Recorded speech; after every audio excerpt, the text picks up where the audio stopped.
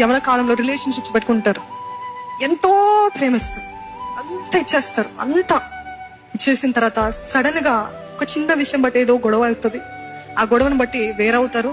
ఆ వేరైనప్పుడు ఉంటుంది చూడండి, అప్పుడు అసలైన నరకం అనుభవిస్తారు. ఏంటి ఆ నరకము?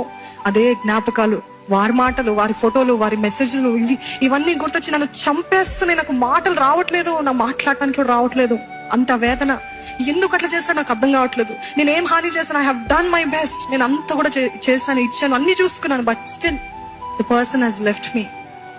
I'm telling you, even in your worst heart break, even if you're in the worst heart break, come to Jesus, come to God. దేవుని దగ్గరికి రండి. ఆయన్ని ఏ మాత్రము త్రోసివేయడండి. ఆయన దగ్గర ఉన్న మంచి గుణం ఏంటి తెలుసా?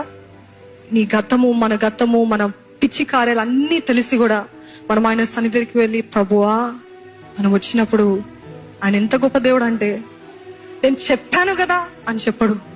రా నా బిడ్డ, నేను నిన్ను అంగీకరిస్తా, ఐ లవ్ యూ అని చెప్పే దేవుడు అండి. అంత గొప్ప ప్రేమ మన దేవుంది. He will never reject you, he will never say no, I have told you. మనుషుల దగ్గరికి వెళ్ళారనుకోండి, మీ తల్లిదండ్రులకు వెళ్ళారనుకోండి, వాళ్ళు అంటారు, నేను చెప్తానేను కదా మనిషి సరిగ్గా లేడని. నేను చెప్తానేను, ఆల్రెడీ గాయపరచబడిన హృదయం మరలా నేను చెప్పాను కదా అని అంటుకుంటారు. కానీ మన దేవుడు నేను చెప్పాను కదా అని చెప్పే దేవుడు కాదు. ఉన్న పాట నా దగ్గరికి రా, నేను నీ గాయాలు కడతా.